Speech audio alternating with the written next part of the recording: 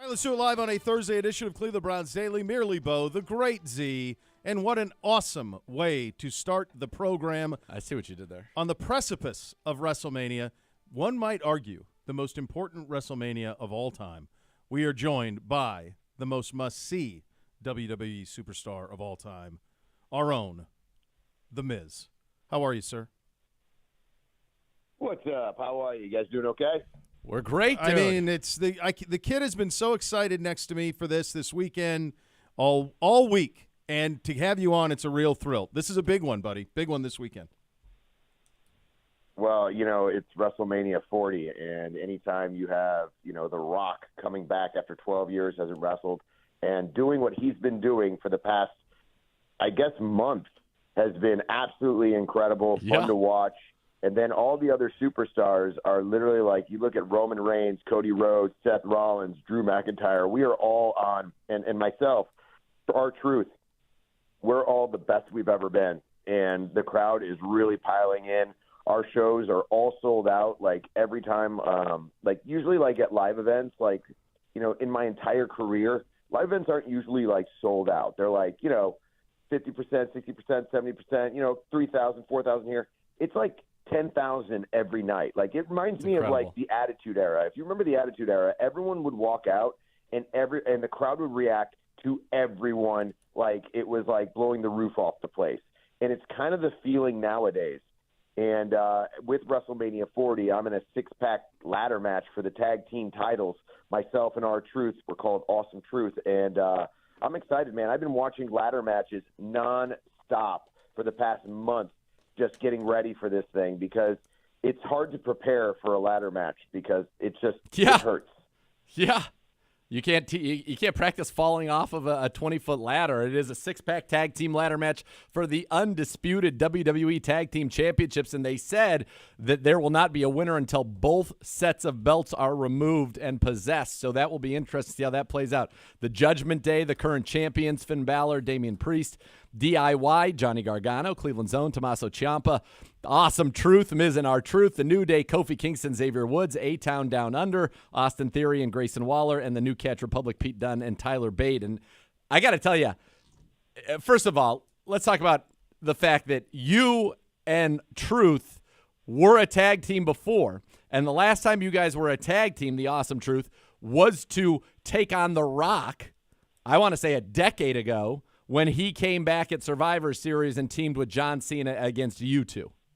So is it crazy to you that you guys are back together? Yeah, first match back. It was at a sold-out Madison Square Garden. Yep. Rock just came back after 9 years not wrestling, where his basically first match.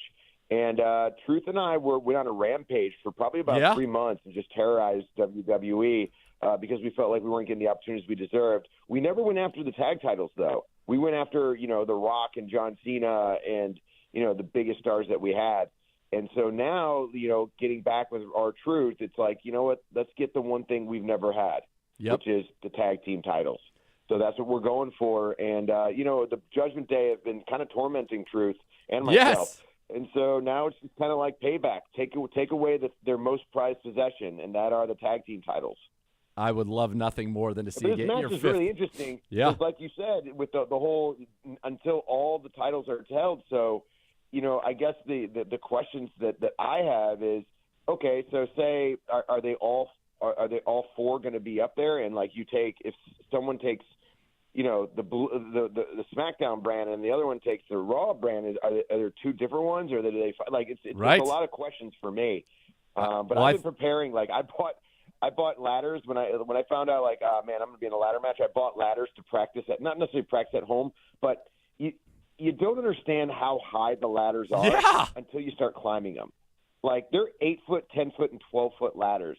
So you're falling from like 10 feet high. That's like a basketball court. Add your 6 feet of height to that. Like, your feet are that high. Yes, your head is 18 feet in the air. It's not like dunking a ball, and it's like jumping 2 feet off the ground. You're 10 feet, so your knees are gonna feel it. Your ankles, your body, your spine's gonna be compressed if you fall off of there.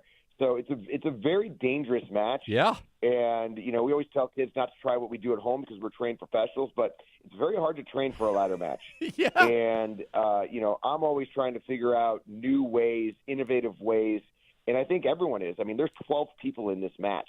Yeah. And I imagine everyone is coming ready and prepared. And, it's going to be one of those matches that is going to be remembered and stand the test of time.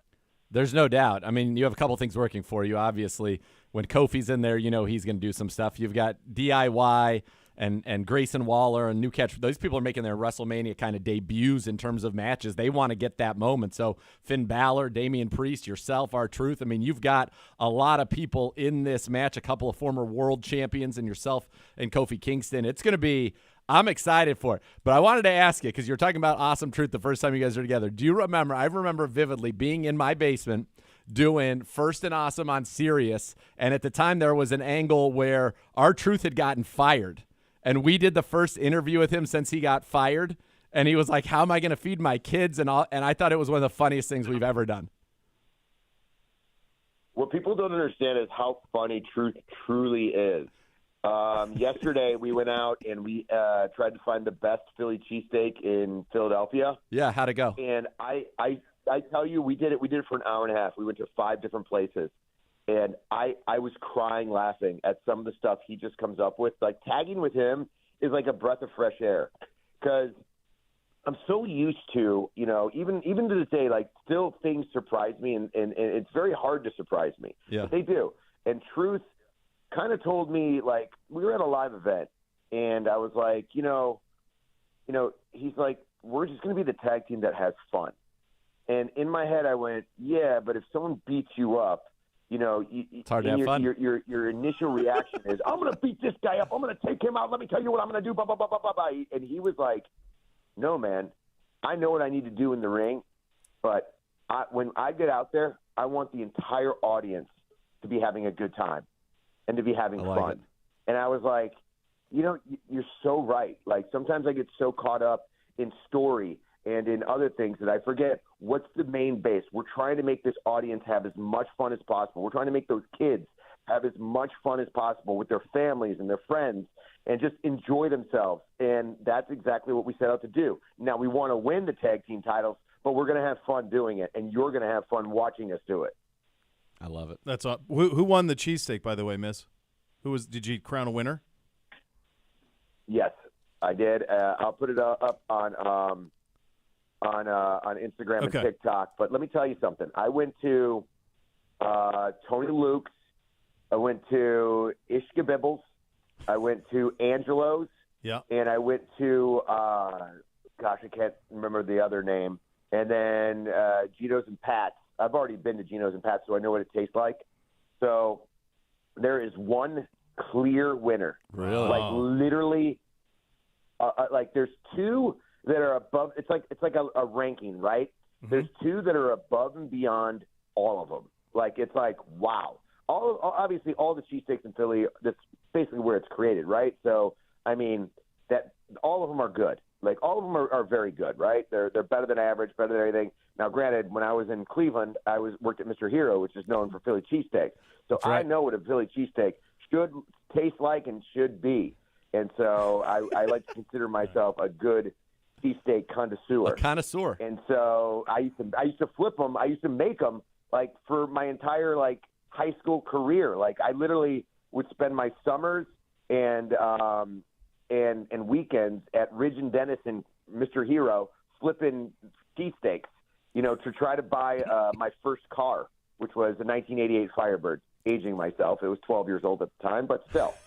That's a fantastic awesome first car. car. That's a great first car. Way better than mine. Yes, mine too. It was a V6, dude. Yeah, you hummed. V6. It was a beater though. Like, I had to get so much work done to it, but I loved it. It was my first car. It wasn't like what you'd think it would look like or what it was, but I paid for it in full myself. That's awesome. Like, I wanted to take pride in that. Like, sometimes, yes, Daddy buys your car, Mommy buys your car, and my buddy who would drive me to school every day would be like, "Oh, Daddy bought his car. Daddy bought his car. Mommy bought his car." And I was like, I'm never going to have my dad buy me my car. And so just because of him saying that every day, I was like, I don't want someone saying that about me. I want I want to do it on my own. And so I did. And it kind of set my like precedent, I guess you could say, of like what I've always like set out to do. Like I'm not, I'm motivated by, proving people wrong and, making sure that I work for everything that I have. Yeah. And hard work always pays off. Even if you don't think it's paying off at the moment, it pays off sometime from what you learn from it. Did you run your the cheesesteak pick by Stefanski? Because I know you guys. I mean, he's got a Philly guy. He would have a strong opinion on that. Yeah. Oh God, I gotta ask him. I gotta text him and ask him. Yeah, he'll be all over that. Yeah, I'm curious to see what he I'll thinks of your rating. I definitely. But let me tell you something. I rated them. I did it like a Dave Portnoy type of thing. One bite every nose rules. Yeah. So I kind of graded them. But we went to the first two we went to were the top two. Okay. So I kind of graded them, in my opinion, a little low. Yeah. For because you were leaving room. Because I was expecting Philly cheesesteak, right? I was expecting, oh man, you can't start high, right? No, of you course just not. can't. No. Even though the first one I tasted, the first bite, I was like, this is fantastic. This is amazing. This is the best cheesesteak I ever had. But I can't give it like a 10. I can't give it a 9. Right. Right. Because you give it nowhere to go. Are you pro Wiz? I felt like the first two I gave too low of scores, but there's one that literally is significantly. Okay. You know what? I'll tell you what it was. Because I'm nice and I'll do you it. Could save it. You could save it for the IG. For the gram. It's fine. We're building it up for the people. They'll chase down the gram. Don't you worry. I was just curious. Are you? We'll save it then. But look at my IG and we'll take find that. it. But I was literally about to tell you what it was. Yeah, I think by far and away the best. Does it have whiz? Are you pro whiz on the cheesesteak, or because around here it's usually provolone? I did every cheesesteak had to have the same the same thing. So we did whiz wit. Okay, that's kind of the standard here, right? That's the standard. It is. Yeah, kind of, I'm a provolone if I have to go cheesesteak. Yeah, so I wanted to get like the the whiz. standard. I want their best. I want their best. So we did whiz wit. I love it. Well, check it out on his. But, yo, man, I mean, Mania's been insane so far. Like, I have not stopped, for anything. Like, today I have signings at WWE World, which is basically like the old. It's old access? It was old access, but it's more than access. It's more what access was. Got it. We have, Pat McAfee's show is going to be there. Oh, wow. People are doing podcasts there, live podcasts. There's autograph signings, pictures taking. They have so much things going on at WWE World, and I'm there today. I'm there tomorrow, and then Saturday obviously is WrestleMania, and Sunday is WrestleMania, and then Monday's Raw. So it's going to be nonstop jam-packed. Philly is starting to buzz. Like, you feel the buzz usually around today. Tomorrow is when it really starts picking up, and people are like really getting that energy. And then by the way, it's been raining here really bad. Yeah, supposedly, though, you're going to be all right on the weekend, right? Supposedly the weekend's going to be all right? Yeah, but I mean, what do you think about setup, though? I mean, they got to set that thing up, and it was pouring rain yesterday. Yeah. Not ideal. All day. I mean, we have big sets. Yeah. WrestleMania, you have huge sets, especially if this is WrestleMania 40. It's going to be unbelievable. I got to ask you one thing. Yeah, so it's WrestleMania 40. When you thought of, as a little kid, right, of getting to wanting to be, you love the Ultimate Warrior growing up, wanting to be a WWE superstar, when you think of the fact that you've competed for, defended, or won every championship there is at WrestleMania, you've done that, including winning the WWE title, which you defended successfully against John Cena in the main event of WrestleMania 27, 13 years ago, I think yesterday, which is crazy. You have gotten to do all of those things. You've gotten to wrestle a match with your wife at WrestleMania. You have gotten to, and by the way, so thankful that everything has gone well with her, and I know people who have been following you guys on social media are well aware, but I'm so happy that health scare seems to be behind you guys, and much love there. You've done that. You've wrestled a match against Shane McMahon with your father getting in the ring and becoming immortalized in his own way with his pugilist pose. Like, do you ever sit there? He's an action figure, by the way. He is getting an action from who? From Broski? Broski's company or whatever asked him to do it. Yes, I will be so great. I will own one of those. You better believe that. So, like, when you think about all these things that you've done, how crazy is it to you Like every single title, you're a 2-time Grand Slam champion, 2 times over. You've defended or competed for every single significant title in the history of this business at a WrestleMania. Your wife has been involved. Your father has been involved. Like, do you sometimes pinch yourself? And now here you are going in. I'm sure you're thrilled going into a ladder match.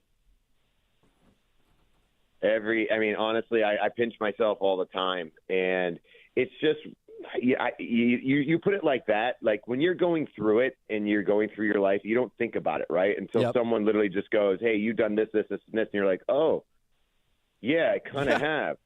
Because I'm more in the mindset of like, I want more, right? Like my head is always moving to the next thing, is the next goal. Okay, I hit that goal. All right, now I'm gonna make a goal that's so out of reach that I won't be able to touch it. And then once I get there, you're like, wait a second, goals, like dreams aren't supposed to be meant to be real life. It's supposed to be when you're sleeping, right? And I'm just trying to make all my dreams when I'm sleeping turn into reality.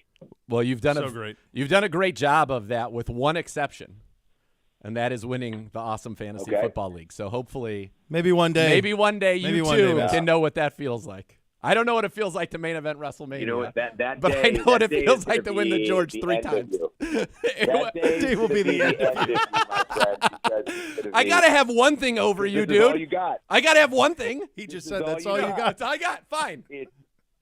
Fine. It's all you got. Trust me. I know. I get it. I understand. And it's all you got. Like, it's a big one, though. It is a big one. I thought I had the team. You did. I thought I had the team this year. I thought you did too. And no, I didn't. It was the worst team I've ever concocted. 2 years ago, I thought career. you had the team. 2 years ago, I thought you had the team. But then you understand? Like I win like every year, just not in our league. Like I win a league every year. It's just it's that simple. Like I won the League of Leagues this year. Last year, the year before that, I won Allison Chain's league.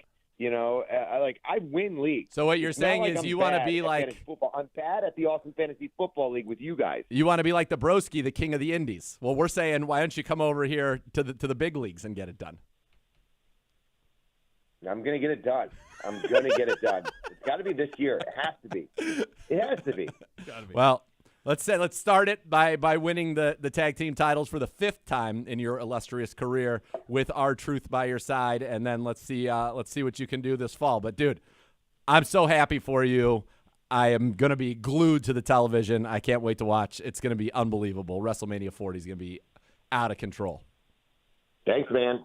Dude. Yeah, it's gonna be fun. It's gonna be fun. Definitely tune in on Peacock. Anyone that's out there, it's on Peacock Saturday and Sunday.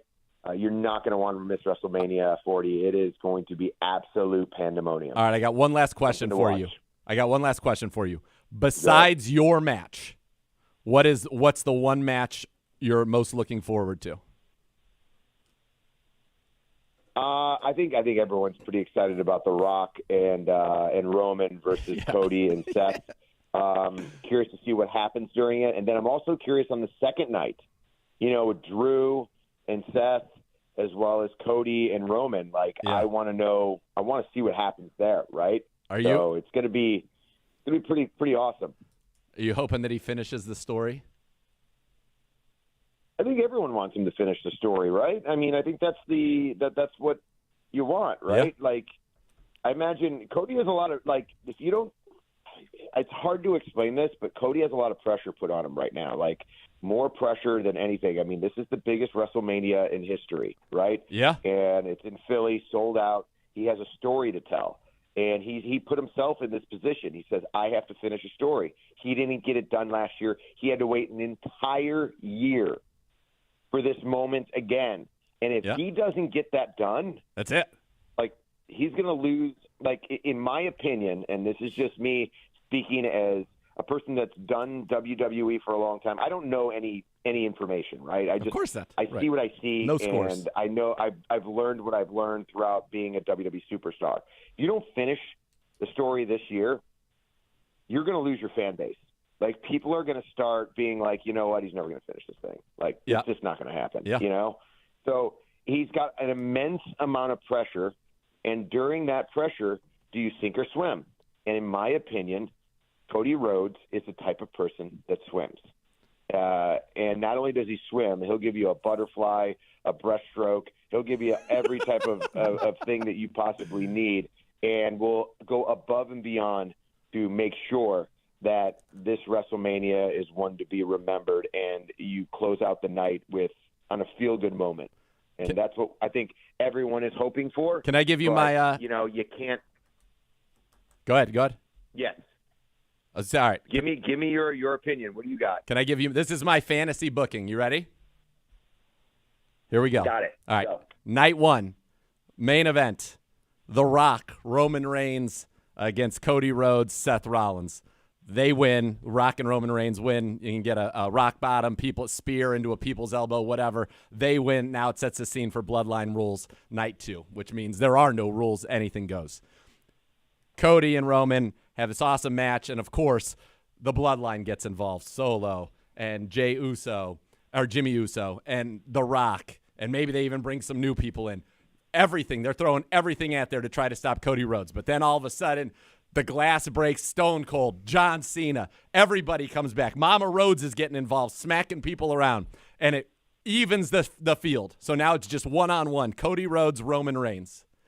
Cody hits a crossroads. Yeah, you know what I'd love to see? Yeah? I'd love to see Mama Rhodes take Rock's Mama Rhodes belt and just start whipping them. I think we're going to see that. Like, I think that's a lock. You have to, right? You have to. That's a lock. You have to. Yeah. You have to. Yes. But you never know. That's the best part about like WrestleMania. We could talk about it right now and like get ourselves amped up and ready to go. But once you're there and once you see it, especially live, there's nothing quite like it. No. And there's the surprises are always like, how did I not think of that?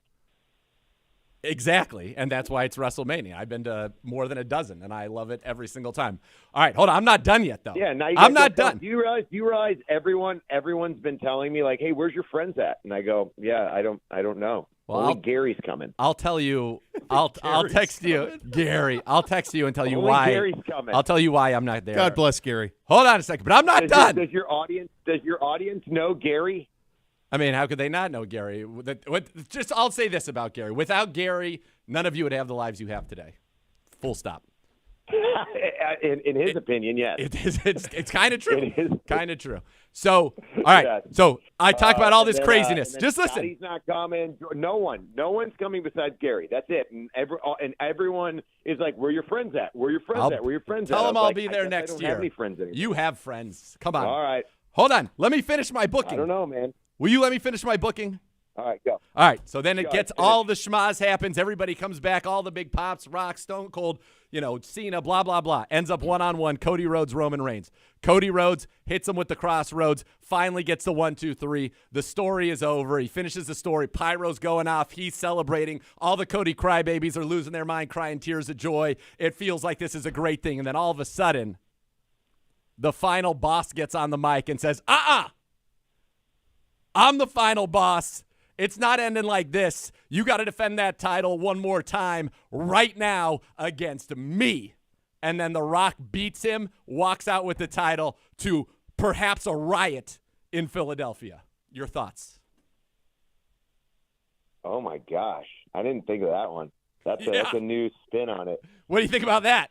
Nuclear in heat. In my opinion, like, I would rather have a great feel-good moment. And I know it's like, let the people riot or whatever. You could still do that on Monday night too, right? You could, but I like the feel-good moment. And then what do you imagine the heat that he would have? And then you have set up for him and Cody. You have set up now tension in the bloodline, right? Because The Rock's now got the title, and he'd be like, it's all right, Roman, it's still in the family. Cody finishes you got his that story, but it's not the feel-good fairy tale. But it's not the finish you thought it was. Great writing. Thank you. It's great writing. Well, I've shared it with people who writing. maybe have an opportunity. Good fantasy booking. Yeah, thank you. See? Bo didn't, because he's not a big of a fan. He's like, but wouldn't people just like be happier that The Rock won? I was like, absolutely not. People would think he was abusing his power. Not right now. Rock is back, baby. I love it. By the way, I love is that this vest. the best Rock we've ever had? Yes. Yeah, I think he's on a whole new level. I think it is. He's on a whole new level. And by the way, the whole presentation from like what they've done now with his song, with the Tron and the lightning bolts and the the final boss hits, and then it goes into the old Hollywood rock music. Incredible. The vests are incredible. It's outrageous. It's so good. It's so good. So good. Yes. Well, So good. I've been highly entertained oh my God, by what's been happening on Monday Night Raw and Friday Night SmackDown for the past, couple months, man. The road to WrestleMania we always bring, our knockout punches, but man, they've been really bringing it this time. All the superstars, all the producers, everyone in the back, it's been a collective team effort, and everyone's been playing their part on high levels. Never forget that in the modern era, so taking away the beginning of the pre-NFL Cleveland Browns, in the modern era, the first world champion in this city is our guest right now. That's right. The Miz. So go out there. By the way, yeah. we haven't even talked about Cleveland Stadium. What do you think? Like, are we not even just going to mention the fact that SummerSlam? Oh, baby. That's I didn't know if you were talking about the Dome. I didn't know what you were talking about. Bo got nervous. I'm glad you went there. SummerSlam, baby. SummerSlam. Let's go. I can't wait. SummerSlam, is going to be at Cleveland Stadium in the summer I think it's August. And when we announced that, I was super excited. Yeah, me too. Ready to go.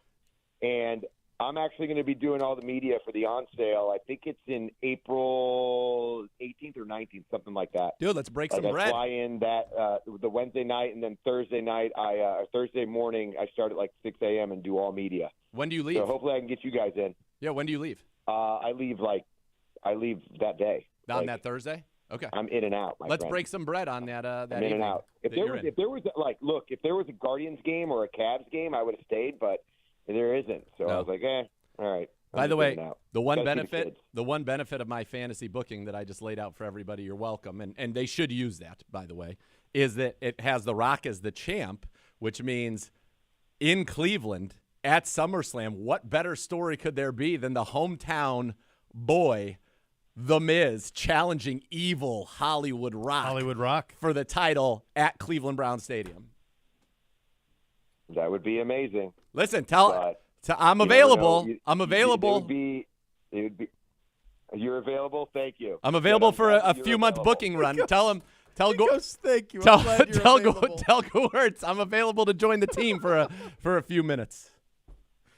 I'm glad that you're available. Thank you for making yourself available for us at You're SummerSlam. welcome. I'm love worried you. about my dad's going to get a I need a. Can I get 1,000 tickets? And I'm like, 100. I'm going to break the bank for his tickets. Yeah.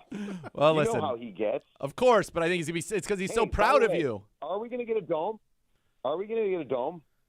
We certainly want one. We've been pro dome. We've been pro dome for a long time. Oh my God, I want a dome so bad. Yes. I know people are like, "Oh, we got to stay outside." No, we don't. We do not have to stay outside. No, we don't. I don't want to sit in the cold. Nobody does. And by the way, amen. The other events will come to Cleveland if we have a dome, including the one that you're going to be including WrestleMania.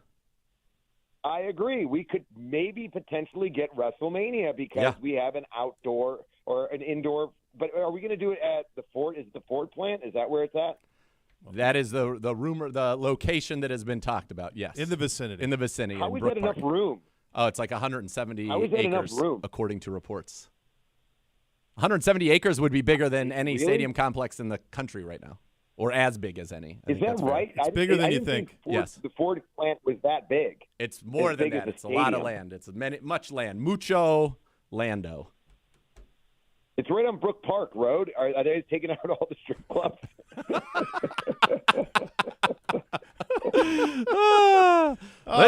Listen. We know. Mean, could you imagine our stadium just being right next to all those? The question is, where would your dad take your wife when she comes to visit Cleveland? Oh my God! Right? He's going to take her to Sam's Club. He'd have to. No other option. My wife's thinking, "Oh, we're going to the mall." And takes her to Sam's Club. So great. There's a lot to see there. It's great value. Man. Great value. Dude, you're the best. That's right. Thanks, go buddy. go climb that ladder, rung by damn rung, and get those WWE tag team titles. By the way, is Haslam paying for it? Is Haslam paying for the whole thing? Mike, I think we're losing you. We are not privy to these things, nor are our ability to comment on it is limited. Oh, really? You can't even comment on if Well, we have. I heard he was paying for it, and I was like, oh shoot, that's pretty amazing. I think that is all to be worked out. Typically, what I would say is in a situation like this, there will be a combination of private and public funds that would go into a stadium project. So state, county, local, private. So there you go. All right, man. All right. Thanks, buddy. All right, guys. Well, happy Mania week, and we'll see you guys later. There you go. Later, man. That's Mike the Biz joining us on the Twisted Tea Hotline, brought by Twisted God, Tea, that was good. Tea, That was official good. sponsor of your Cleveland Browns. Keep it twisted, Cleveland. Obviously, we are more than off and running. You're listening to Cleveland Browns Daily on 850 ESPN Cleveland.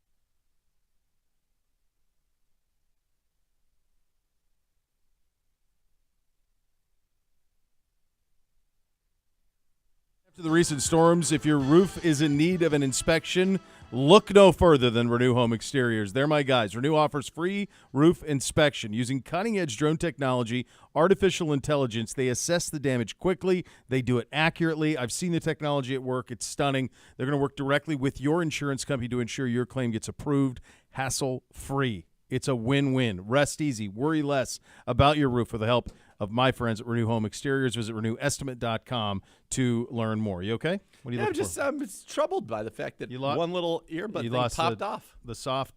Yeah. And I feel like it's an inanimate object. Where could it have gone? Yeah, where could it have gone? Could have walked away. Those things will take a bounce, though. They'll take a bit of a bounce. Do you need new headphones? No, he's fine. Okay. I found out right before we started the show that I did not have my phone. I know. Now, I was alerted by your wife. my wife alerted you via my phone. That's right. Had you texted me No. leading into that? No. She just wanted to let me. She's like, I know who will know. I know who will know. And so that was it. So How far into your drive did you notice? I would imagine pretty quickly. Pretty quickly. And it was actually right as I got on the turnpike. So there was no no going back. They can't go back. Yeah. And I don't have a lot of wiggle room anyway. Like, it's got to be, once I eat, I got to go. I mean, I don't have all the time in the world. I have an hour. You're not lollygagging. No, I got to hustle over. So, but if it would have been any time, if it would have been pre, I probably would have ran back to get it. Sure. But I had just entered the turnpike, and at that point, I'm cooked. So it's the damnedest thing. Dude, you're living like it's 1990. It's the damnedest thing to not. All of the things you didn't think about before you had a cell phone, you now think about. Like, forever, you would just drive it. You never thought, like, well, if I get a flat tire, what am I going to do? You'd fix it. But, like, who am I going to call? What if something happens? Can somebody get in touch with me? You never worried about all that. Because they couldn't. I said to my daughter last night, who was sitting on the couch, we watched the Roman Reigns documentary on A&E, which was really awesome. And I just look over, and she's just like, scrolling stupid videos. Yeah. And I'm like, what would you do if you didn't have this? Yeah. She's like, I'd probably read. I was like, well, maybe you should do that. Maybe do that. Maybe do that instead. Maybe do something. I had that same conversation. Something more productive. With I was NBC. Like, do you know how much of time of your life you waste scrolling mindlessly at videos? Like, it can't be good for you. No, and this stuff is nonsense. It's all nonsense. Yeah. We were having this conversation last night because NBC is lobbying to put the Xbox and a gaming setup in his room. Oh, baby. And I had that. And the reason we've always been anti. Like, we didn't want that because I don't want them going up there and then they stay in there. So I never wanted TVs in there. But at the same time, like, the stuff he's playing is stuff that I'd rather Bootsy not be maybe seeing all the time. And fair. And it's all common area. And I'm hearing them yell at each other. We have open floor plans, so I hear them yelling at each other all the time or yelling through the mics. And so you kind of talk yourself into it. I don't know. Maybe it makes sense to do a little isolation. A little bit of isolation. Yeah. But we were having the conversation. So as you know, Bootsy was grounded from the Fortnite. We took it away Tuesday through Friday every week. So the weather sucks, right? So they can't go outside. So they can't go outside. So I come in the house from picking up NBC from lacrosse, and I go in, and he's watching, like, SpongeBob or something on the TV. And I tell my wife, I said, can I talk to you for a second? And she's like, yeah. And she's like, what's wrong? And I'm like, I don't think this is a win.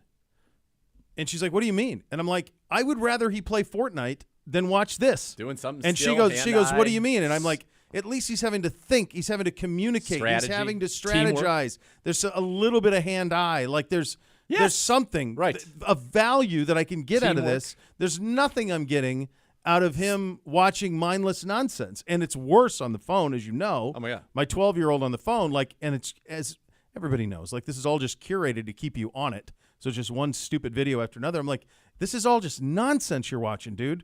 It's one 30-second nonsense clip after another. Forever. You're not learning anything, and it's infinite. Forever. So I'm like, so then we go, I said, let's rethink this. Like, I don't want him on it all the time either, but when the weather's bad, that's a better alternative than just watching nonsense. Yeah, what about when he's on with his mentor?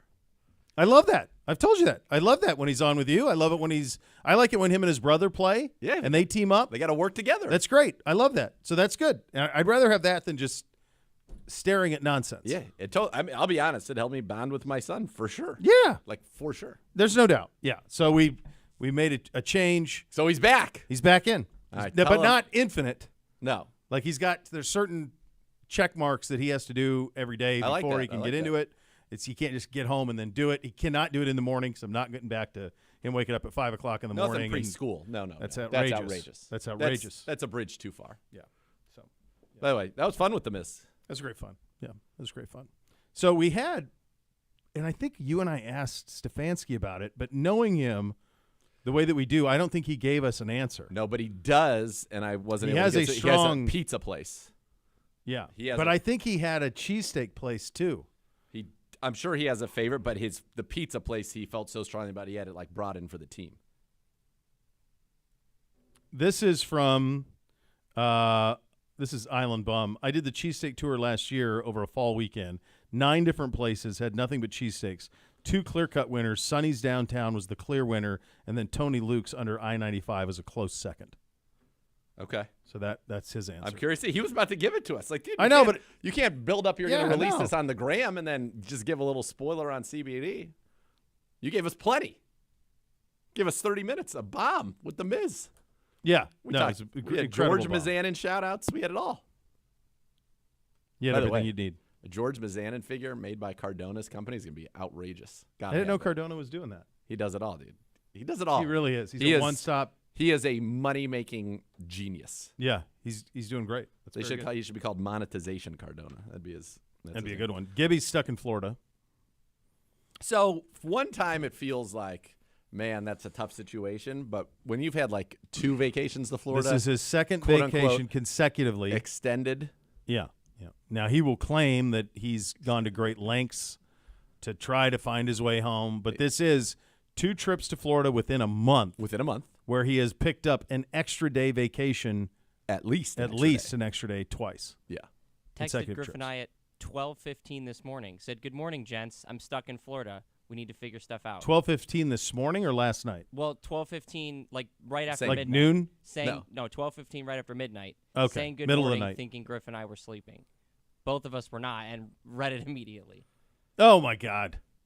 So we got to figure some things out. He said, "Might not make the flight. Gonna try and fly to Cincy and drive home." That didn't work. Now I No. think he's flying to Detroit to drive home. Yeah. And this is a tough. Now, the one thing I thought was funny is like even through like the Guardians opener, as if that was something that would blow up Hopkins. Like that wouldn't allow it. No, it's the other It's two the events. other stuff. Yeah, it's the Final Four, and it's the like he added the Guardians opener in it. It's The so you got Eclipse, which is Monday. and the women's Final Four is tomorrow. By the way, he was flying back Wednesday. he's flying back Wednesday. So, but he's saying that he can't get on flights today or tomorrow into Cleveland because they're all booked because of women's Final Four and because of the Eclipse, which is Monday. Same with the Guardians opener Monday. That's Monday too, which Hopkins can more I than love handle that that. people are I've had flying in- plenty of people are issues flying with in for Hopkins, but people are not flying in for the Guardians opener.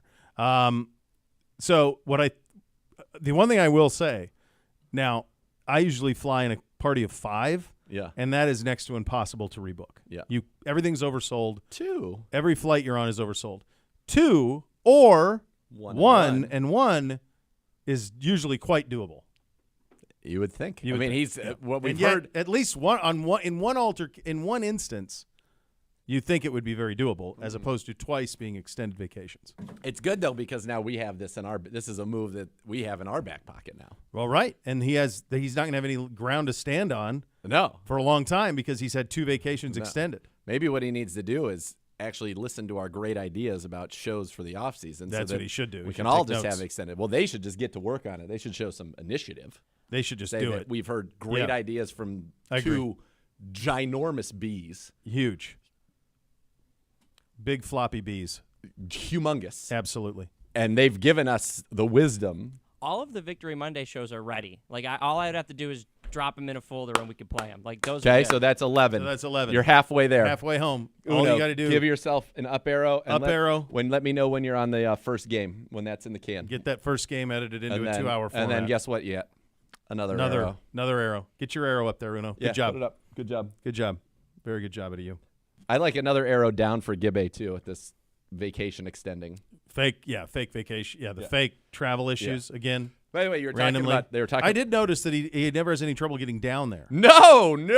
That always works very smoothly. It's so on time. Yeah, this isn't like last summer when I was trying to go to Charleston with my lovely bride. Couldn't get there. And we're stuck in D.C. You're in and I DC. couldn't get there. It's not that. Jose Andres, right? It was a great meal. But, Yeah. I mean, this ain't that. No, this is the opposite of that. Yeah. You're losing time on vacation. This isn't like when I tried to go to Disney with my kids Right. and they kicked on the plane and said, no, you can't go till Can't go. Tuesday. No. Can't go. No. By the way, guess what? And that was a party of 5, Yep. and we were on a plane the next morning. Yeah, that's right. So it is interesting. I Now, think he it's does say worth that the he's question. flying to Detroit and then driving back. I'm going to need to see that rental car. I'd like to see the invoice. I'd like to see the invoice for the So, rental car. they were It's a talking- mailbag edition, by the way. It is, and I like You that. can So send they me were talking questions. earlier. I had an incident that happened last night that I think should be a curb episode, and I want to run it by you. Let's do it. I'm in bed. Okay, in bed. It's 10:50 at night. Yep. You know, the wife we had early morning, take the kids in. Wife gets up early. Yep. You know, we're going to get it shut down here probably in the next 40 minutes by 11:30, I would say. Yeah. I get a call from S Okay. at 10:50. Okay. I would just say if I'm in your head, I'm thinking emergency. Are you okay? So I answer the phone. What's going on? You all right? Yeah. He's calling to talk to me about my taxes. And I was like, why wouldn't you just call me tomorrow? Why are you calling me at 10:50 at night? Like we're in bed. Because he never stops. Accountants don't stop this time of year. So he then proceeds to sleep shame me and ask if I'm ready for the early bird special and sends me pictures of grandpas and grandmas walking around with walkers and making fun of how old I am, that I want to go to sleep at a reason. He's like, I stay up till 1 and I get up at 5. I'm like, congrats. Whatever. I'm like, great, good for you. So he's like sending me texts. I wake up and there's texts like, I'm still awake. Still awake. And then he's up at 5? That's what he says. How's he functioning on 4 hours a day? He says you'll sleep when he's dead. And I said, look, that's good for you. I said, I have activities in my life that require sleep. And he was like sleep shaming me. So I actually had to send a letter to his company. Yeah. To say, do you know, because we already know he's a known litterer. Known litterer. Yep. Do you know that in addition to being a known litterer, that Scott Lichtenstein, S, who's been outed now, is a sleep shamer. Is a sleep shamer. That's right. Wow. So I sent that to the company, and apparently my email was read at a. Would you like to hear my email? I would like to hear it. Yeah, I would. I believe that it was read in a company meeting that drew many a guffaw. So Deb is the lovely woman who works with Scott that works on my my stuff. Said, Deb, are you aware that you work with a sleep shamer? That's right. Scott shamed me for being in bed at 10:50 last night when he called me. I thought a call that late had to indicate a crisis. Nope. He has not stopped sleep shaming me since. We know you prefer the floor, Scott, but some of us like to spend some time in bed before sleeping. Hurtful, sad, NZ. Like the little floor shot there? All right. Yes, I do. Very good. Number one, I don't believe he's only sleeping 4 hours a day. I don't believe it either. You can't function on. No. That's what happened to Cosmo Kramer. Remember, he ended up in the East River. Yes. You can't.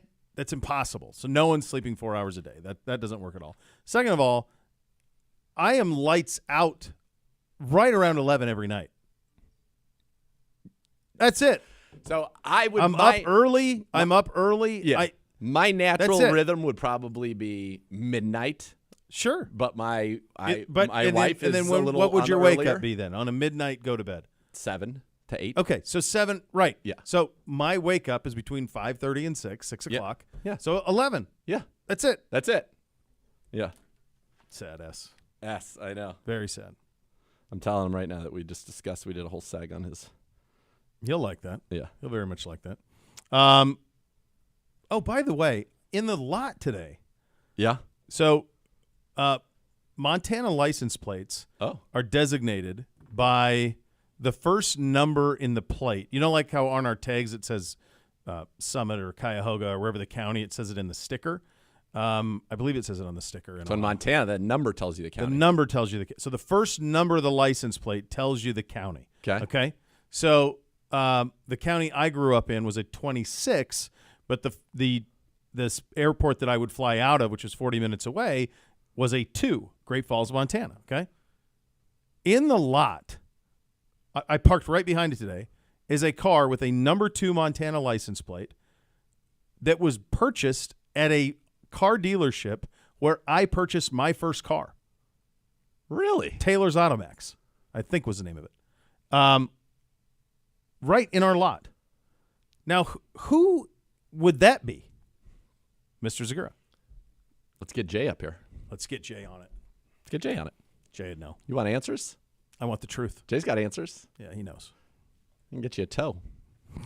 Get your toe. You don't even know. You don't even know about the ways. Their ways. Their ways. Green nail polish. That's true. Whatever you want. The NFL draft is 3 weeks away. Yeah. Final Four is this weekend. The Masters next weekend. And you're hearing these players. You got They Final Four, WrestleMania. The next is unbelievable. Women's Final Four, men's Final Four, WrestleMania, national championship game on Monday. Monday Night Raw, the night after WrestleMania, which is always a great Raw. I was going to ask you, give me the and certainly not if you're like me and you're back engaged into the wrestling, Okay. and you have children who are kind of locked into it, how much of this Mania do I need to watch? What am I in for this weekend? So if you watched it all, What does that entail? that'd What's be like all of it? 8 hours. Oh my God! That'd probably be 7 to 11 on both nights. Both nights, so it's 4 hours both nights. Yes. In for all of it. Yeah. In for all. Good.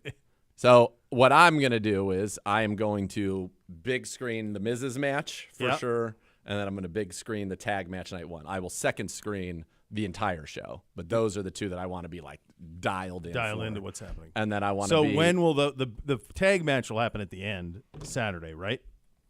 That will be the main event. That'll of be the Saturday. main event. There's Saturday. no doubt. So that's that'll be main the event. end. So Yes. that'll be 10 o'clock. I would, keep an eye on it, but yeah. So you're going to have night 1, Rhea Ripley, Becky Lynch for the Women's Championship, which will be an awesome match. Gunther versus Sami Zayn, IC title, awesome match again. The six-pack tag team ladder match, if your boys will want to watch that, there will be things that happen in this match. Yeah, they'll be that and they love Miz. So and there'll be jacked up. things that happen in Yeah. this match that will put their jaws on the floor. Okay. So definitely watch that. Jey Uso, Jimmy Uso in a singles match, brothers colliding at WrestleMania. It's always a great story. That'll be fun. There's a 6-woman tag team match. Then there's the LWO versus Santos Escobar and Dirty Dom Mysterio, Rey Mysterio, and Dragon Lee against Santos Escobar and Dominic Mysterio. That'll be a great match as well. And then it's the main event. So all of them will be good, no doubt. But I think you want to be dialed for the tag match and you want to be dialed for the main event. Then the next day, you've got a lot of it's so loaded. It's crazy. You got Seth Rollins versus Drew McIntyre for the World Heavyweight Championship. That'll be a great one and must watch. Io Sky versus Bayley for the Women's Championship. Great match. LA Knight versus AJ Styles singles. That'll be great. This one is going to be very good. Logan Paul, who's the current Intercontinental Champion. He's still in the mix. Logan Paul, Randy Orton, Kevin Owens in a triple threat match. That'll be unreal. Then there's a 6-man tag team Philadelphia street fight, the Pride against the Final Testament. That's going to be filler between, and then that'll be the main event. Roman Reigns, Cody Rhodes. You're going to want to watch that. Gosh, it's school night, dog. You're going to How want are to we watch gonna it. keep them No, up that aren't Sunday they night? out? Aren't they out on Monday? I thought all the schools were canceled. Oh, do they get another day off? Yeah, for the eclipse. Oh, for I God's think sake. most schools are giving students the day off because my girlfriend has it off. She's a teacher. She's got like meetings in the morning and that's it. The amount of time off, It's crazy. It's crazy. All right. Last thing I want to get to you, and then we'll have the man who birthed the show from his loins Oh, boy. at 2 o'clock. The A's are going to play in Sacramento, 25, 26, 27. There's an option for a 4th year. It's a 10,000-seat minor league baseball stadium that will expand to 14,000. Do they call them immediately the Sacramento A's? Do they make them the Las Vegas A's? Are they still the Oakland A's playing in Sacramento the next 4 years? They're going to do no city name. They're Just just going the to go A's? as the Athletics. Who is running that sport? Rob Manfred. That's a joke. Not doing a very good job. That is a joke. That's a clown show. The Rock once did a rock concert in Sacramento. He said, Sacramento, leaving Sacramento. Sacramento, I won't stay, but I'll sure to come back when the Lakers beat the Queens in May. And he gave a little grin. And this would have been That's pretty good. WrestleMania 19, so 2003-ish when the That's peak Lakers peak, Kings. Yes. Yeah. Yeah, that people didn't like that very much. No. They were not amused by his antics. No. I was. They would not be a fan of that. I would be a very big fan of that. By the way, I go know ahead. that there are some people out there in our chat, Jeff McDaniel fighting the good fight out there, they don't enjoy the wrestling talk. Too bad. Too bad. He's the franchise man. What do you want? You know what the Rock say? Oh, do you not like the wrestling? It doesn't matter what you think. I should tell you, from my great friends at the James B. Beam Distilling Company and their family What a brands, transition. some people would say, and certainly this is the case, that Rye is having a moment. It's funny, I was talking to Swag yesterday, and he's saying that he's finding himself getting into some Ryes, and I said, well, you ought to try A. Overholt, because at Overholt, they've been having their moment for over 200 years. The legacy continues with A. Overholt, the latest chapter, ever-evolving story of American Rye, 200 years in the making. Taste what 2 centuries of experience can make. The latest innovation, A. Overholt. Robust, Pennsylvania-style rye whiskey. The newest thing in rye is also the oldest thing in rye. Vic, coming up next. Oh, Cleveland baby. Browns Daily, 850 ESPN Cleveland.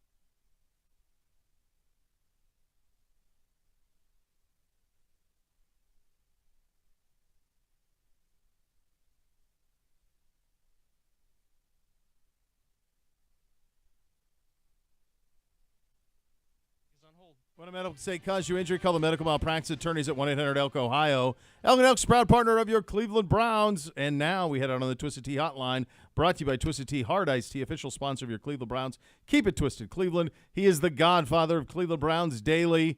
He is the Bills NFL analyst at WGRZ-TV. He is the great Vic Carucci, and he joins the program. How you doing, buddy? How's April treating you? April is treating me well. It's great to be with you guys as always. Love this. Yes. You had a little trade there over in those parts. Take me through the how it got to this point and your feeling now that it's done. Yeah, a little bit of a trade. This was massive, of course. And here are my feelings. Number one, the parting of ways between the Bills and Stephon Diggs was, to say it's inevitable is not correct because that's true with every player in the league. But in the sense of it coming to an end, my sense was this offseason that it would happen after the 2024 season, using the logic of the salary cap, because to part with him this year, you're adding, or the Bills are adding, almost about $3.3 million, 3.24, I think is the exact number actually, of cap space to his cap hit. So it went from like 27 to 31 plus. Instead of, and then if you keep him on the roster, of course, it's less than that 3.24 is not there. So the logic for a team that was well above the cap and had to make all that room with all those players moving on or being pushed out, whatever, to clear the space, it just wasn't adding up. But the inevitability, the strain on the relationship, and it was getting harder and harder to see him be anything but really a malcontent, because that's what was brewing. It was brewing from, you remember that playoff game against Cleveland, the divisional round game, the previous postseason, and then this past offseason, the drop against Kansas City, the unavailability of Stephon in the locker room to talk about it to the media, just blowing it off, and then going into the offseason and really not doing much of anything except his cryptic tweets that would indicate, or cryptic X posts, whatever we call them, indicate an unhappy guy. And I think it just finally reached a point where the Bills said, you're still talking about 100-catch, 1,000-yard receiver per year for the better part of 4 seasons. Willing to say goodbye to that just tells you, and to take that cap bite, tells you that they just had enough and were ready to push him out the door. And that's what they did. How much of a factor was the fact that over the last 10 games last year, including the playoffs, he had fewer yards than Khalil Shakur and was averaging just 40 yards a game? Yeah, and I think for sure the football conversation came into play. I would have to believe, I wasn't in those sessions, and no one has told me this directly, but I am of the educated belief that they considered everything, including that. Brandon Beane said that term, that everything was included without being specific. And when he says everything and then doesn't comment specifically on those social media posts or, as you point out, those 10 games, and really just it looked like a guy who was obviously the graph was going downward for him in season 9 of his NFL career after such a great start that really revitalized. He became an all-pro with Buffalo. Has a lot to do with the fact that Josh Allen's thrown him the ball, of course. Quarterbacks will make those receivers so much better, and they had a great thing going. I still think it could have been a good thing at the least in 2024, but when push comes to shove and you start to add up what you have, your best reason to believe you're a contender starts at the quarterback position, and then whatever's around him. And it's, I don't say they're bereft of talent there, but let's state the fact. They are now without their numbers 1 and 2 receivers right from 2023, right? Because Gabe Davis is now a Jacksonville Jaguar. There are, will the offense have a different look to it? I don't think drastically, and the draft still gives them the chance to fill that spot. And I thought all along, even before the Diggs move, they would have had to be looking at drafting a receiver or possibly two. Yeah. And it feels like that's where they're going to have to go now. What's the sense there as you look around, let's say even that division, right? And the Miami Dolphins are a very, very talented team, and they've tried to add some pieces on that defensive side. You look at the Jets, who I think have gotten significantly better just with Mike Williams, Hassan Reddick, and then that possibility of actually getting Aaron Rodgers back, which seems like more than a possibility. How do the Bills kind of, in your mind, where do they stand? And is this a team who's, through no fault of their own, they played very well against Kansas City multiple times, but whose Super Bowl window maybe has closed in the way that it was open just these last maybe 3 seasons in a row?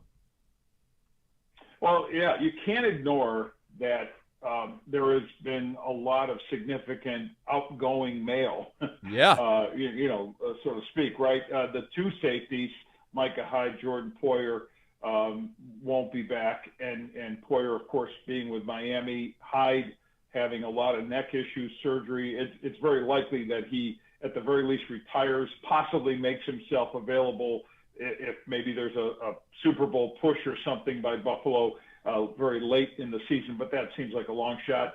Tre'Davious White gone from corner, Mitch Morse. So you can't ignore all those moves and say everything, and now Diggs and Davis, and say everything is fine for the Bills to still be there as a contender. But that said, I will hasten to add Josh Allen's presence as the best quarterback in the division when, again, on the idea that Aaron Rodgers, iconic, Hall of Fame bound, all of that, but he's still almost a 40-year-old or a 40-year-old guy who has to prove he can make it through a whole season in his new uniform. We still don't know that yet, and that's a big unknown. And I'd say there's nothing else with Tua Tagovailoa, with whoever the Patriots have at quarterback, that would make me believe, as we speak right now, Buffalo isn't the front runner to still win that division. The bigger question is what happens after they win a division or get to the playoffs. Where do they go from here? Because the pecking order of the Chiefs and now look at Houston, which not only got Diggs, but we know the other additions that they've made. Yeah, they're loaded. At running back, at defensive, right? All those star names. They've really had a heck of an offseason. And what they got for Diggs, I mean, you could argue the trade, they gave up ultimately a second-round pick for in next year.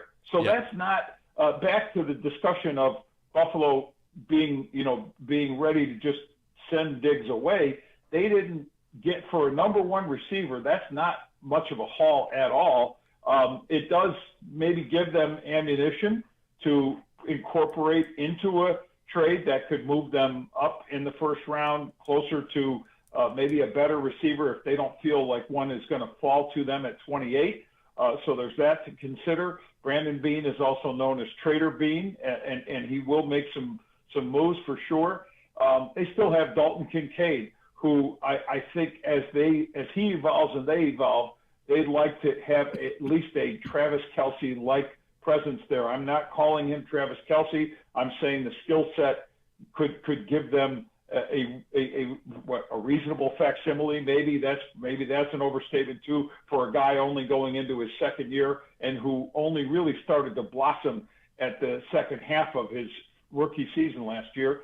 And then you mentioned Khalil Shakir. They bring in Curtis Samuel, who is, he's not a number 1, but he's solid enough. Maybe it is receiver by committee, including a rookie, because we don't know right away. Does a rookie? They don't all come into the league, Justin Jefferson, and contribute in a dynamic way. Do they? Is there wheeling and dealing to be done with T. Higgins? Is that a guy who, as we know right now, wants out and he's tagged? But I'm sure the Bengals should put a pretty good price tag on that.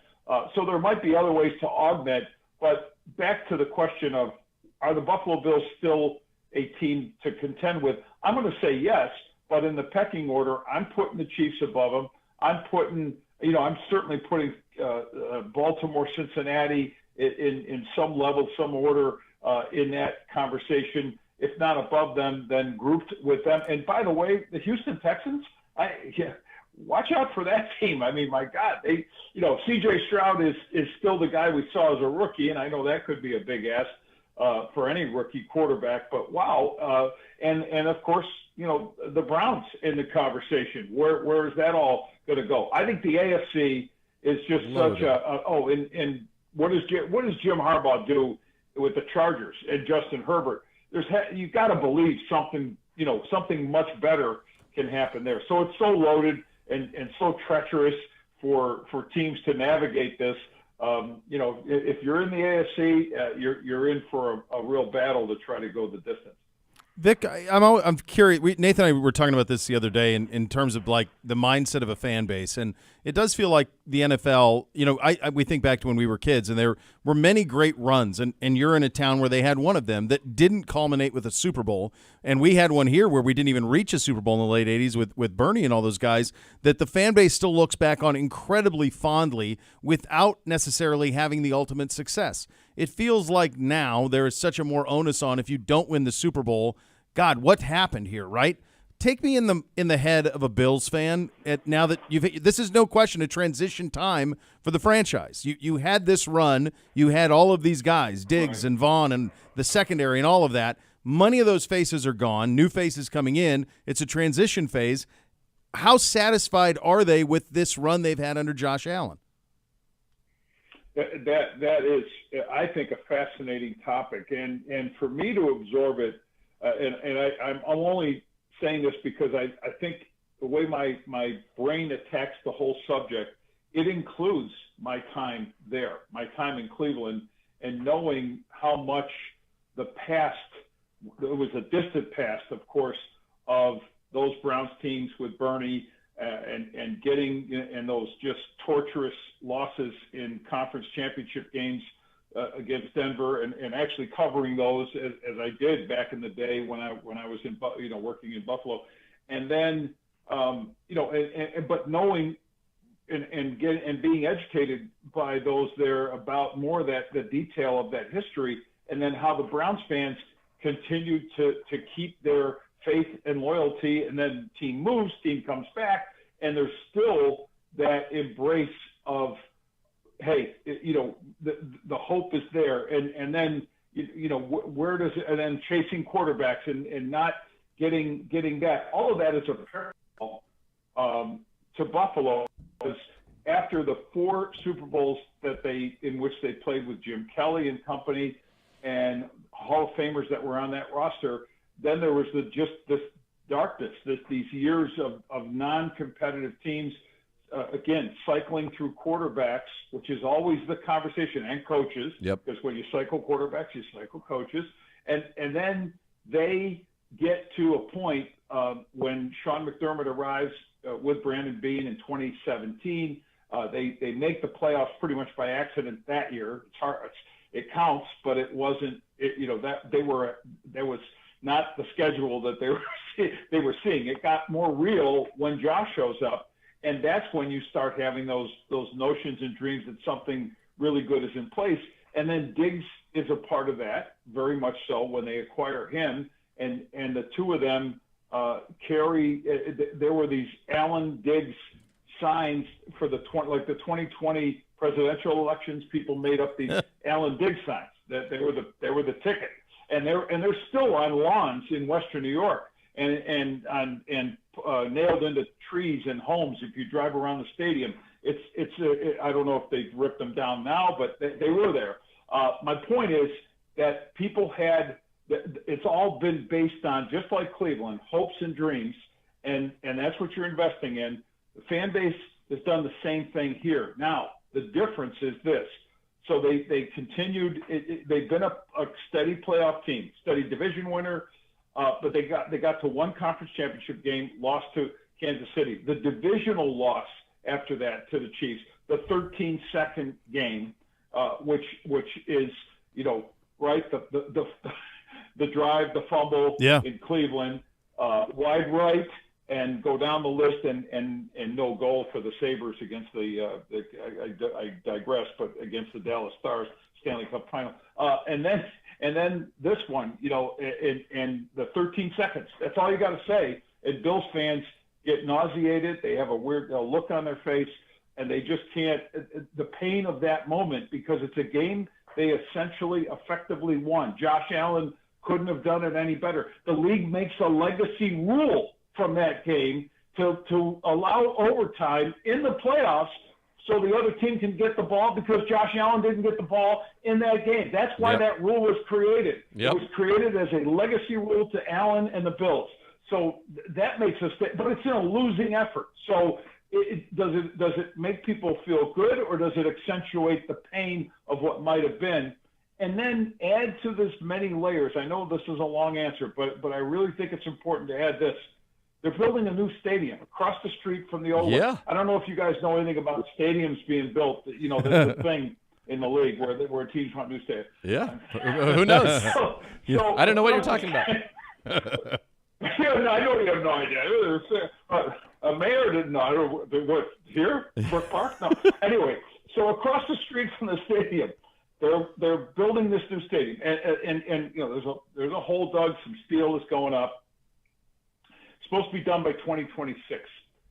PSLs, personal seat licenses, are, of course, being introduced for the first time to this fan base.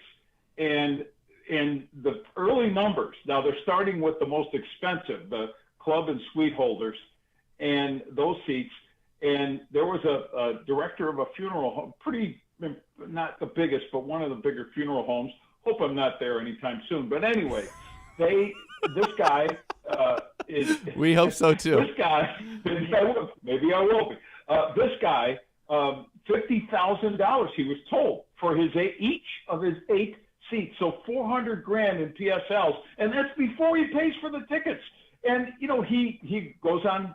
In fact, he went on our station channel, the NBC affiliate channel 2, and said, "Hey, I'm not doing it." And he wasn't like goofy about it. He just said it straight up. They told me the price. I said, I can't do it.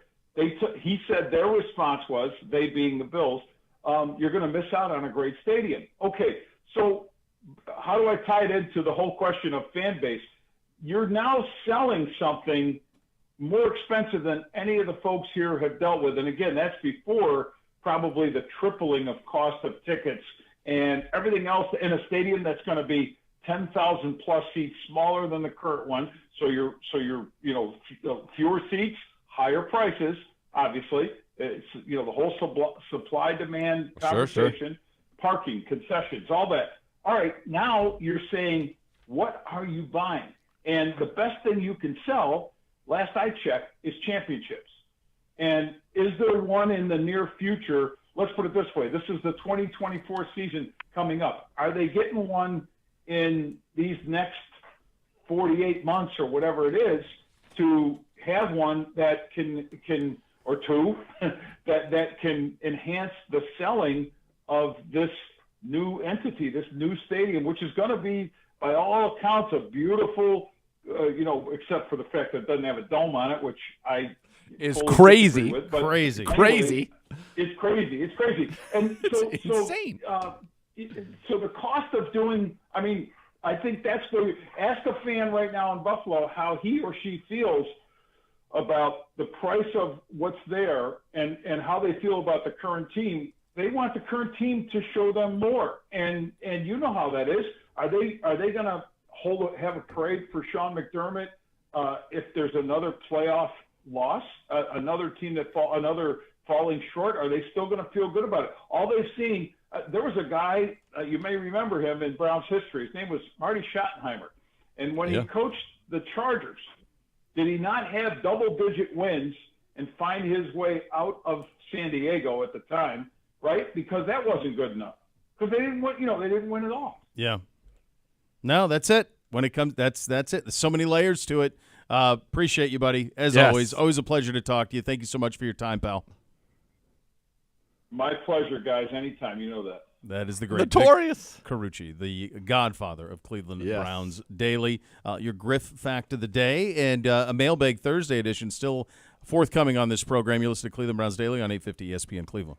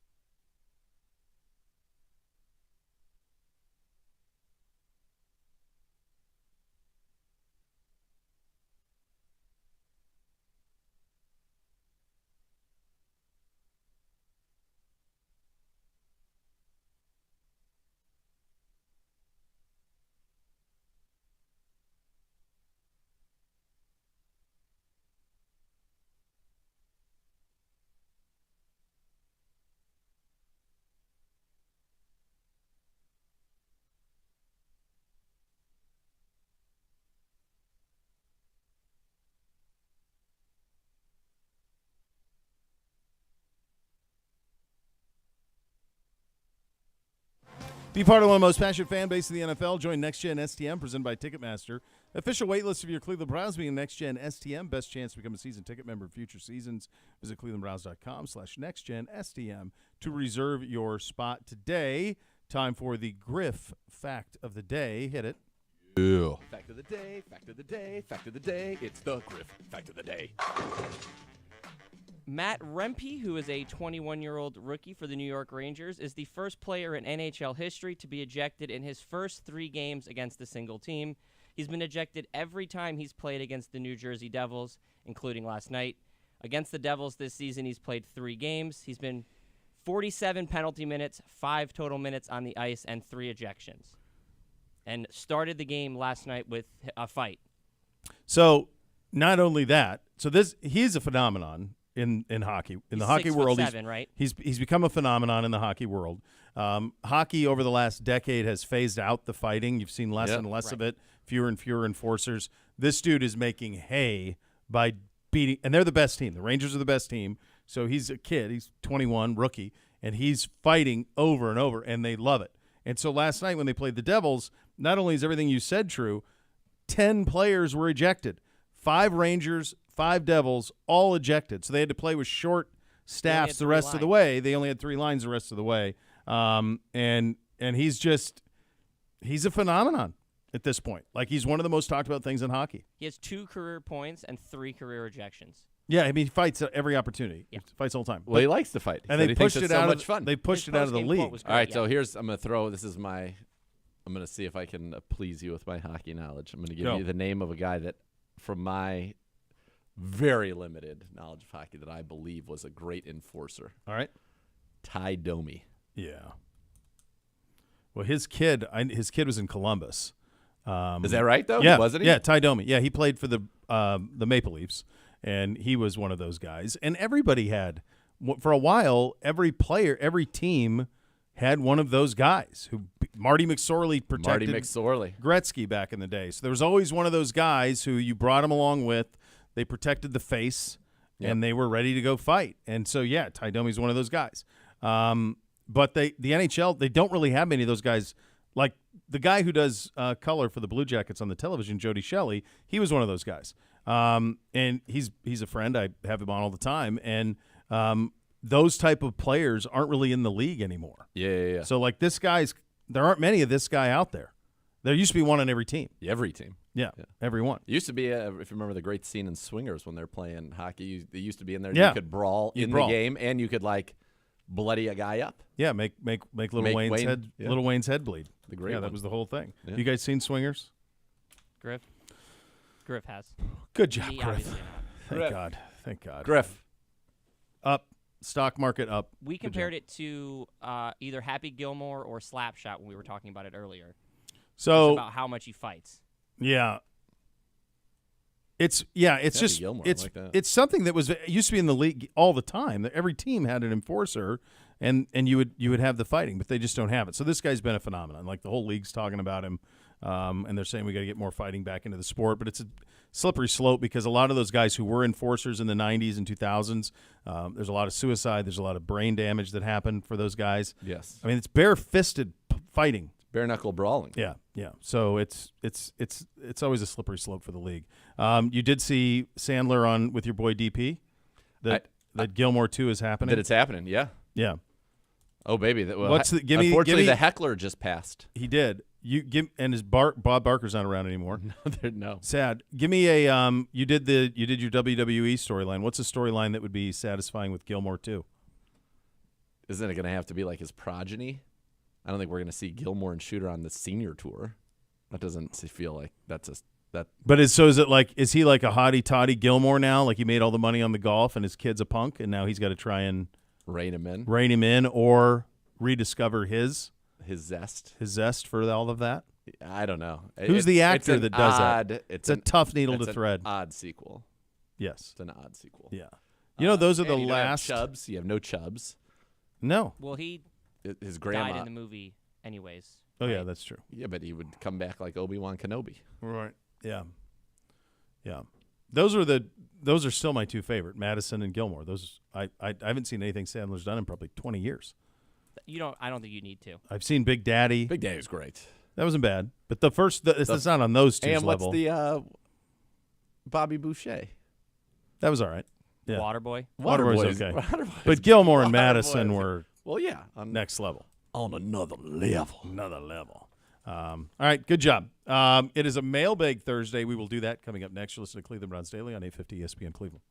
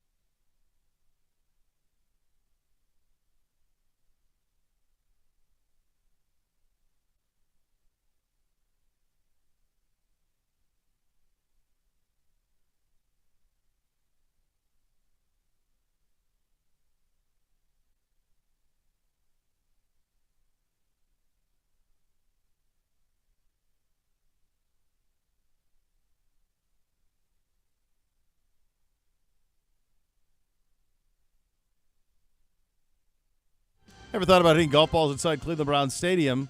You know I do. Anytime, especially a dome stadium. Anytime I walk into a dome stadium, I just think it would be fun to just.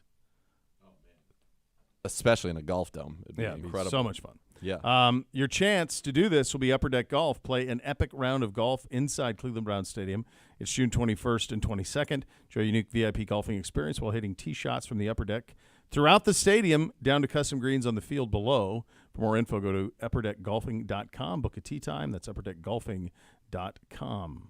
How will you play a round? How will that work, do you think? I think there's just various targets, and then you go, this will be the first hole. There's the that'll be first second. hole. Yeah. Do you think, are you stationary, you think, in one spot in the upper deck, or do you Perhaps you walk around? walk around and you hit one from here? I don't know. What club would you need? I feel like anything over a wedge, I'm hitting I think you're out gonna of hit the it stadium. out of the other end of the other side of the stadium. Yeah. It's going to be a lot of flap shots. Yeah. Could be a lot of little pitches. Yeah. Yeah, for sure. Otherwise, yeah, it would be. I definitely could hit it I could hit it into the water. For probably sure. with a driver, especially bouncing on that parking lot. Oh, yeah. Boing, boing. Easy. Gone. You came up this morning. I was with NBC. Goes, Dad, do you think you're ever going to hit a driver again, just out of the blue, as I was Great taking him to school? question. I said, I'd like to. I hope I could get good enough that I can do that again. And I really should play more when I have some more Dude, I time. got to this summer at one point. Let's get out there with the boys. Yeah, it'd be great. I think they'd have fun. They would. And the reason that this came up is he said, well, and I said, as you know, I really don't golf much at all. Like, I golf with you guys on a Sunday, go play 6-7 holes with you guys. But I said, I don't ever play. And he's like, well, of your friends, are there any great golfers? And I said, yeah, there's several. And he said, well, who's the best? I said, Mr. Z would be the best. He goes, Mr. Z. He goes, well, what's he shooting? I said, well, he's scratch, I think. And he goes, well, what does that mean? And I said, he shoots 71, 72. He goes, whoa. And I said, yeah. In the 70s, That's right. For sure. Yeah. Mid-70s. And so the funny, my very best friend from college, who I've known most of my whole life, he was scratch too. So like the guys that I've only played the one with you when we did the celebrity thing, but I played with my buddy Schleppy a few times, and it's never much fun because he just crushes. Yeah. So yeah. But anyway, so that came up today with I like it. Tell them they were we'll excited. show them. We'll give them we'll let them see some of the Yeah. action. Yeah, he just swings to beat hell. He hits it straight. It's Hits it good. far. Teach him to hit it as far as he can. Somebody else said that to me. It was we were at a driving range out in California, and a former pro said that. He goes, just swing as hard as you can. Yeah, you can turn. You can always turn it off. Straight. You can't. Right. You can't like start trying to just guide it straight and then figure out. Oh, now I want to hit it with some juice. You're not gonna Not going to work. figure that out. No, not going to work. By the way, look ahead. what's come across my screen from the Browns. What's that?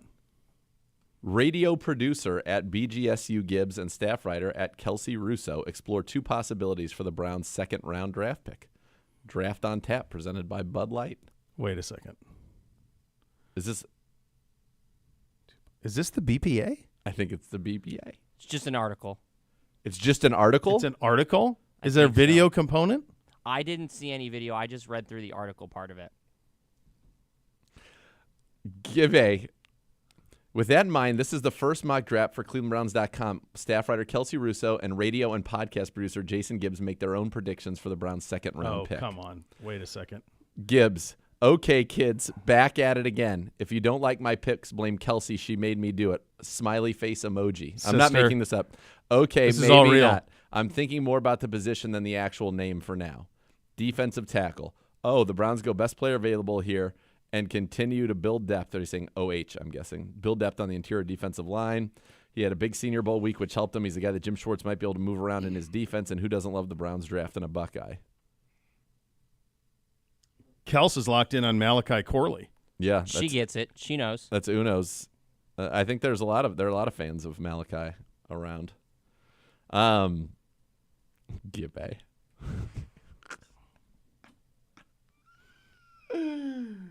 Oh my god. All right. Hit the mailbag.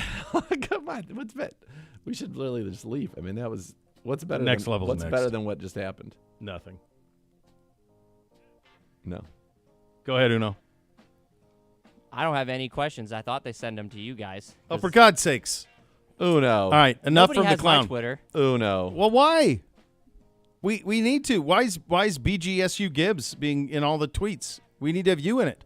Gibbs put me in like once or twice, and then I got no followers from it. So for that's God's on the sakes. people. Some Jade of that, McCrae followed me. I'll give her that. She was the one. it could be Jade. That's Shout out to you. she's the best. Jade, legend. Pure legend, absolute Legend. best. Living legend. Yeah. Enough from the clown. I'd like to get Uncle Bo's take. What Seinfeld Curb storyline would you like to see play out at the CBD office? I think we were. Did I mention? We've talked about it. We have. You and I mentioned any of the golf ones would be a lot of fun. Gibbe banned the contest. Come again? Exactly. That's right. There's one with Gil in season 1 that I think would be very Yeah, we funny did for it, like yeah. the three of Yeah, us Gil. showing up at Gil's house would be very funny. It is. Have you watched? I've been watching some of the old ones. I'd like to be with the Funk Man. Anything with the Funk Man would be great. Like, wouldn't it be so much fun to be at that dinner table with Bam Bam Yes. Funkhauser, Yes. Jeff, Bam Bam, Larry, Funk Man, Yeah. Susie, Su- throwing 98,000. That's an underrated episode. That's an unbelievable episode. Is that? Yeah, that's fantastic. There's a lot of great ones. Much of the, I think this from a Seinfeld perspective, you have to remember too, like the Seinfeld storylines. Once you got past season probably 2 or 3, like each character had a story arc in every episode. Yeah. There was so much going on. Yeah. In 22 minutes. Yeah. Like LD he would lead it on Curb at Breeze. Not that. No. I mean Seinfeld. What about the Merv Griffin? That was unbelievable with Cosmo with that. That would be a good one. Yeah, that would be a good one. All right, this from Enough from the Clown as well. What's the most outrageous falsehood Gibby has told producing Cleveland Browns Daily? Well, Wednesday night taped. For the new audience and for the And kids. for the kids. They don't think they know. I don't think they heard this. This is true. This is we have not heard this. I don't there's think, audio- unless he there's- told us off air. No. This is there's audio of it. 100% true. There's a video recording of it. Actually, I would recommend you watch the video recording of it because our disbelief is so evident in our faces. We're doing the show. We say something about we somehow land on Saturday Night Live, and he goes out of nowhere voluntarily. That's taped. And I say something to the effect of, "Come again? What? Come again? Yeah. I don't believe that. No. Yeah, he's pretty emphatic. Yeah, they taped that on Wednesday. Interesting. Gibbe, He knows somebody on the show, and that's how they do it. So then we asked him, hey, Gibbe, how in the news do they have things in there that happened Saturday morning? that's right. He really thought it was He Wednesday was night taped. emphatic that they recorded Saturday Night Live on Wednesday night. Yep. He means like the recent shows because they do that news thing, and that's like very updated. No. He means The show that you watch called Saturday Night Live, Yes. he believes is taped on a Wednesday night and aired on a Saturday night and is not, in fact, Saturday Night Live. That's Right. unbelievable. it was something. In fact, that was it became. Like I don't watch that much, but when I well, do, but you have to remember too. Like we came from an era where everybody watched Correct. Saturday Yes, Night Yeah, Live. you guys had the and golden I know age. many people who have gone To on Saturday- a Saturday night to watch Saturday Night Live. That's right. And they, in real life, have been watching what was put on television. The other thing he said as a producer that ties into that as well is week 1 of the COVID season. I was in Baltimore. Yeah. And Gibbe and Jim and Doug were here calling the game. I traveled, and I was in the crowd with the Ravens band and a couple security people, and that was it. Yep. And it was not a fun game for us. No. And at one point, I had said something about some plays to Gibbe in his ear, and he goes, dude, you must be behind. Because, like, they ran the same play twice in a row, and he's like, you must be behind. I was like, I'm here in real life watching this. If anyone's behind, Not me. It ain't me. Yeah. He's like, I think you're behind. No, I'm not, because I'm here. it's impossible for Right. me to be behind. So it's insanity. Truly. Truly. All right. Who is the most interesting person you know? I would have said my Zago Uncle probably would have been. Yeah, Zago would be up there. You got several. I have a few. You got a few people out there that we've talked about on the program before Yeah. who could pass for most interesting man. I mean, if you think of like where Ashton started and what his character was portrayed to be on that 70s show, Yeah. to the business mogul that he has become, Yeah. he's a fascinating person. Yeah. The Miz is obviously a very interesting person, just in what he's been able to achieve. His thing's so cool because my introduction to him was on Real World. Yeah. And the fact that like he made that happen. Yeah. Like he's on the Real World, Wanting to be a wrestler, wanting to be creating the Miz, and then did it. Like that happened. Yeah. And like had one of the greatest careers. Yeah, it's nuts. That part's nuts. Reddit work, favorite snack food at 76 Lou Groza. I'll tell you what I miss because I used to eat here all the time. I really miss the soups. I used to love a good soup. We've gotten back to a more broth-based soup collection, which I'm pleased with. Thank you. You're welcome. For those of you who also appreciate more broth, and because we were running cheese and potato and broccoli cheddar. That's not a soup. That's a almost soup. a dip, to be honest. It's closer to a dip than a soup, and it's also a heavy thing to have in the middle of the day. The owner of the Oakland A's calls Sutter Health Park the most intimate park in Major League Baseball. Well, yeah, because that's like saying when the Chargers were playing at the soccer stadium that it was the most intimate stadium in the NFL. Well, yeah, it is because it's tiny. 20,000 people here. So much more to come. Cleveland Browns Daily, 850 ESPN Cleveland.